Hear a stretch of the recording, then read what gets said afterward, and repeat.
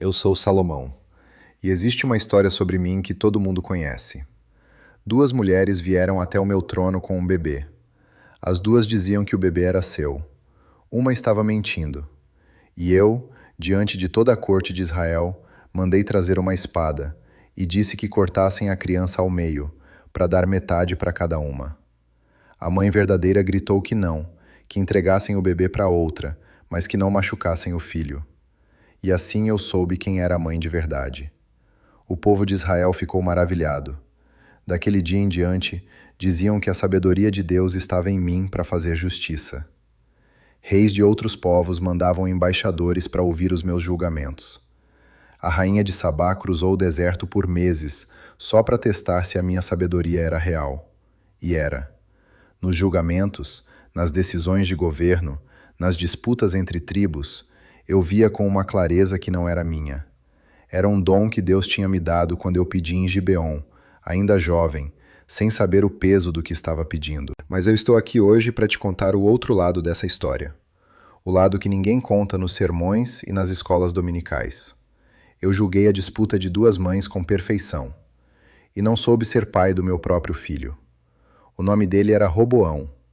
E tudo que eu vou te contar agora, eu carrego com um peso que nenhum talento de ouro consegue aliviar. Porque não existe dor que se compare a olhar para trás e perceber que você falhou com o seu filho. Não por maldade, não por falta de amor, mas por falta de presença. E se você está ouvindo isso e sente essa dor, eu quero que fique até o fim, porque essa conversa é entre nós dois. Roboão cresceu dentro do palácio mais grandioso que Israel já viu. Eu construí aquele palácio em 13 anos. Tinha a casa do bosque do Líbano, com 45 colunas de cedro dispostas em 3 fileiras. Tinha o pórtico das colunas, o pórtico do trono onde eu fazia os julgamentos, e os aposentos reais. Tudo revestido de pedras talhadas, cortadas sob medida, polidas por dentro e por fora. Meu filho cresceu andando por esses corredores. Ele viu o templo sendo construído. Viu os 30.000 homens que eu mandei para o Líbano em turnos de 10.000 por mês. Viu as caravanas de ouro chegando de Ofir. Viu embaixadores de todas as nações se curvando diante do meu trono. E o que ele não viu foi o Pai. Eu estava sempre em algum lugar, julgando uma causa, recebendo uma delegação, negociando um tratado, supervisionando uma construção. Israel era um reino enorme e complexo, e eu era o centro de tudo. Cada decisão passava por mim. Cada disputa terminava no meu colo. E eu tinha orgulho disso. Eu achava que estava sendo responsável, que governar bem era a minha obrigação máxima, que meu filho, cercado de conforto e de tudo o que o dinheiro podia comprar, estava sendo bem cuidado. Sabe o que eu fazia quando pensava no Roboão? Eu mandava verificar se ele estava bem alimentado, bem vestido, se os tutores estavam ensinando direito, se os guardas estavam atentos. Eu administrava o meu filho como administrava uma província. Mandava relatórios, delegava responsáveis, cobrava resultados. Tudo organizado, tudo eficiente e completamente vazio de afeto real. Eu recebia embaixadores do Egito e de Tiro e sentava com eles por horas discutindo rotas comerciais e acordos de paz. Eu dedicava tardes inteiras ouvindo disputas entre pastores por pedaços de terra. Eu dava atenção a estranhos que vinham de longe buscar a minha sabedoria. E quando meu filho passava pelo corredor do palácio, eu levantava a mão num aceno e voltava para a pilha de pergaminhos na minha mesa. Eu dei mais atenção a ovelhas perdidas de camponeses desconhecidos do que ao menino que carregava o meu nome e que um dia carregaria o meu trono. Eu confundi provisão com presença. E esse é o erro que eu vejo se repetir em cada geração, em cada pai que trabalhou demais, que construiu demais, que se ausentou demais achando que o resultado do trabalho compensaria a ausência. Não compensa. Nunca compensou. E eu descobri isso da pior forma possível. Eu me lembro de uma coisa que me assombra até hoje. Quando a rainha de Sabá veio me visitar, ela trouxe 120 talentos de ouro, especiarias em quantidade que nunca mais se viu em Israel, e pedras preciosas. Ela sentou comigo e fez perguntas difíceis, sobre Deus, sobre a vida, sobre o sentido das coisas. E eu respondi cada uma delas. Nenhuma ficou sem resposta. O texto diz que eu declarei a ela todas as suas palavras. Nenhuma houve que o rei não pudesse explicar. Eu dei a uma rainha estrangeira toda a minha atenção, toda a minha sabedoria, toda a minha paciência. Horas e horas de conversa profunda, olhando nos olhos, escutando de verdade. E eu nunca fiz isso com Roboão. Nunca sentei com ele e disse, me pergunta qualquer coisa.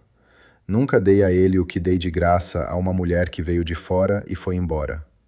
Roboão cresceu rodeado de servos. Tinha tutores, conselheiros, guardas pessoais, tudo o que um príncipe herdeiro precisava. Tudo, menos um pai que sentasse com ele e dissesse, me conta como foi o seu dia. Eu nunca fiz isso. Não por crueldade, por distração. Eu estava tão ocupado sendo sábio para todo mundo que esqueci de ser sábio dentro da minha própria casa. E o mais doloroso de tudo é que eu sabia. Eu tinha a sabedoria de Deus dentro de mim.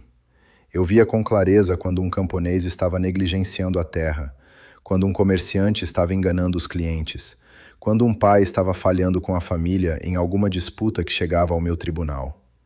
Eu via nos outros o que não queria ver em mim. Eu era o médico que diagnosticava a doença de todo mundo e não percebia o tumor crescendo na própria casa. E o resultado apareceu no dia em que morri. Roboão subiu ao trono e o povo veio até ele em Siquém.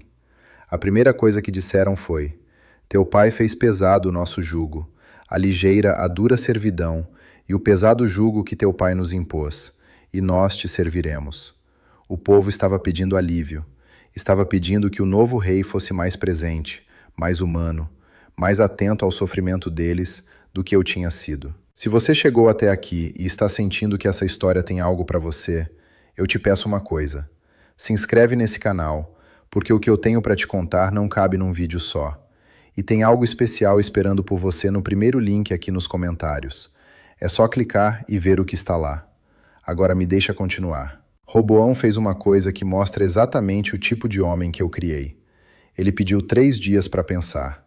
E nesses 3 dias, consultou 2 grupos. Primeiro, os conselheiros velhos, os homens que tinham servido comigo por décadas. Eles disseram algo que até hoje me parte o coração quando penso. Disseram, se hoje te fizeres servo deste povo, e os servires, e lhes falares boas palavras, eles serão teus servos para sempre. Serve o povo, fala com eles, escuta, fica presente. Era o conselho mais sábio que Roboão poderia receber. Era, ironicamente, a sabedoria que eu ensinei para todo mundo, menos para o meu filho. Depois, Roboão consultou os jovens que tinham crescido com ele. Homens da sua idade, que tinham crescido no mesmo palácio, com a mesma ausência de referência paterna que ele. E esses jovens disseram, diz ao povo que o teu dedo mínimo é mais grosso do que os lombos do teu pai. Em outras palavras, mostra que você é mais forte, mais duro, mais implacável do que seu pai. Impõe respeito pela força.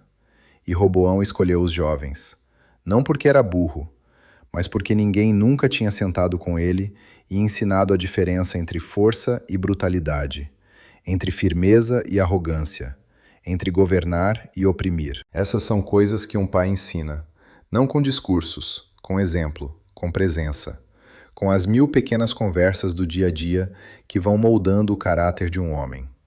Eu nunca tive essas conversas com Roboão. E o resultado foi que, em 7 dias, 10 das 12 tribos de Israel se rebelaram. Jeroboão, meu antigo servo, que eu mesmo tinha promovido porque vi que era trabalhador e competente, liderou a separação. O profeta Aías já tinha avisado. Tinha encontrado Jeroboão na estrada, tirado a capa nova que vestia, rasgado em 12 pedaços e dado 10 a Jeroboão. 10 tribos. 10 pedaços de um reino que eu levei 40 anos construindo. O reino que eu construí ao longo de 40 anos se partiu ao meio. Não por um exército invasor, não por uma praga. Por um filho que não aprendeu o que precisava aprender, porque o pai não estava lá para ensinar. E o pior é que o conselho certo estava ali, na boca dos velhos. Serve o povo. 2 verbos, serve e fala. Era tudo o que Roboão precisava fazer. E era tudo o que eu precisava ter feito com ele durante os anos em que ele crescia dentro daquele palácio enorme, e eu estava ocupado demais para perceber que ele estava crescendo torto. Eu penso nisso toda vez que olho para trás. Não penso nos tratados que fiz com o Egito. Não penso nas frotas que mandei para Ofir. Não penso nos 666 talentos de ouro que chegavam todo ano. Penso no menino que andava pelos corredores do palácio e que o pai não parava para ouvir. Porque todas aquelas conquistas se desfizeram em 7 dias. E bastaria uma conversa por semana, uma tarde por mês sentado com ele debaixo de um cedro, para que nada daquilo tivesse acontecido. Eu sei o que você está sentindo agora se essa história te tocou. Porque não é sobre política, não é sobre tribos, não é sobre Israel. É sobre o momento em que você percebe que o seu filho tomou uma decisão ruim e você reconhece ali dentro o reflexo do que você não ensinou. É sobre a ligação que não veio no Dia dos Pais. É sobre o neto que você vê crescer de longe, porque a relação com seu filho esfriou e ninguém sabe exatamente quando. É sobre aquela conversa que vocês precisam ter há anos e que nenhum dos dois consegue começar. Talvez você tenha sido o pai que trabalhou cedo e chegou tarde. O pai que achou que pagar escola boa era o mesmo que educar. O pai que estava presente no corpo, mas com a cabeça no trabalho, no problema, na próxima conta a pagar. Eu entendo. Eu fui esse pai na versão mais extrema que existe. Eu tinha literalmente o destino de uma nação nas mãos. Eu tinha desculpa de sobra. E nenhuma dessas desculpas impediu o resultado. Eu também sei que talvez você não seja o pai dessa história. Talvez você seja o filho. O filho que cresceu sem a presença do pai e que agora, com 55, 60 anos, ainda carrega a marca dessa ausência. Que olha para a própria vida e reconhece padrões que herdou sem perceber. A dificuldade de se abrir, a dificuldade de dizer o que sente, a tendência a resolver tudo com trabalho e dinheiro, em vez de conversa e presença. Se esse é o seu caso, eu quero que saiba que o seu pai provavelmente não sabia o que estava fazendo, assim como eu não sabia. Nós achávamos que estávamos construindo algo para vocês. E estávamos. Mas esquecemos de construir o mais importante, que era a ponte entre nós e vocês. Eu conheço isso. Eu vivi a versão mais extrema possível disso. Eu tinha a sabedoria de Deus dentro de mim, a capacidade de resolver qualquer disputa, de enxergar a verdade por trás de qualquer mentira. E eu não conseguia enxergar que o meu filho estava crescendo sem pai, dentro de um palácio cheio de gente. Eu quero te dizer algo que eu precisaria que alguém tivesse me dito. Você não destruiu nada que não possa ser reconstruído. Eu sei que parece que sim.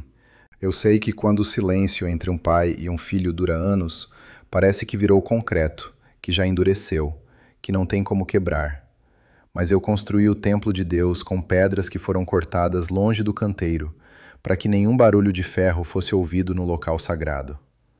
Pedras enormes, pesadíssimas, algumas de 10 côvados, outras de 8, que viajaram quilômetros já no formato certo, e quando chegaram ao lugar, encaixaram em silêncio.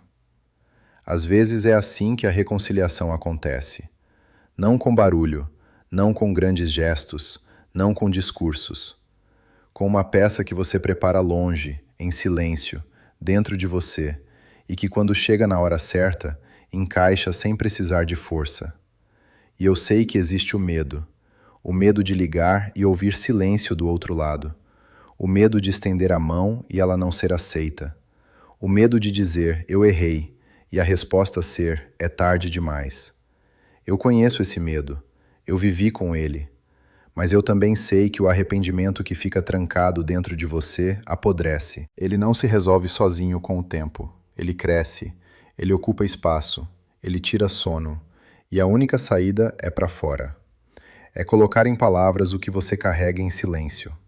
Talvez a peça que está faltando entre você e o seu filho seja só uma frase que você nunca disse. Pode ser, eu errei. Pode ser, me desculpa por não ter estado lá. Pode ser, eu te amo, e eu devia ter dito isso mais vezes. Eu não sei qual é a sua frase, mas você sabe exatamente qual é, e ela está parada dentro de você há anos, esperando que você tenha coragem de dizer. Eu não tive essa coragem. Eu morri sem dizer ao Roboão o que ele precisava ouvir. E o preço foi um reino partido ao meio. O templo que eu construí em 7 anos, com o suor de quase 200.000 homens, com o cedro mais fino do Líbano, com ouro puro cobrindo cada parede, cada querubim, cada porta, aquele templo ficou em Jerusalém, na tribo de Judá, a única que restou ao meu filho junto com Benjamim. As outras 10 foram embora. E Jeroboão, para garantir que o povo não voltasse a Jerusalém para adorar no templo e acabasse se reconciliando com Roboão, construiu 2 bezerros de ouro e colocou um em Dan e outro em Betel. E disse ao povo: Eis aqui os teus deuses, ó Israel. O meu fracasso como pai gerou uma cadeia de consequências que se estendeu por gerações. Porque quando um pai falha, o estrago não para nele, ele ecoa. Você não precisa pagar esse preço. O seu reino pode ser uma família, um relacionamento, uma amizade antiga que esfriou. Mas seja o que for, enquanto as 2 partes estão vivas, a peça ainda pode encaixar. Eu que julguei a disputa de 2 mães com a sabedoria de Deus e não soube ser pai do meu, te digo isso. Não espera mais, não adia mais. O tempo que você acha que tem é o mesmo tempo que eu achei que tinha, e eu estava errado. Eclesiastes, capítulo 3, diz que há tempo para tudo debaixo do céu. Tempo de chorar e tempo de rir. Tempo de abraçar e tempo de deixar de abraçar. Tempo de estar calado e tempo de falar. Eu escrevi isso. E eu perdi o tempo de falar com meu filho porque achei que o tempo de estar calado durava para sempre. Não dura. Nada dura para sempre. Nem o silêncio. E se o silêncio não vai durar, que seja você quem escolhe quebrá-lo. Não o tempo. Não a doença, não a morte. Você, hoje. Tem algo esperando por você no primeiro link aqui nos comentários. É uma oportunidade exclusiva para quem acompanha esses ensinamentos pelo YouTube. E não ofereço isso em outro lugar. O que você vai encontrar lá vai te ajudar a crescer em sabedoria e a se aproximar de Deus de um jeito que não se mede em dinheiro, em posição, em nada que o mundo tem para oferecer. São coisas que eu, com todo o ouro que tive, não consegui comprar. Só clica no primeiro link nos comentários. A gente se vê lá.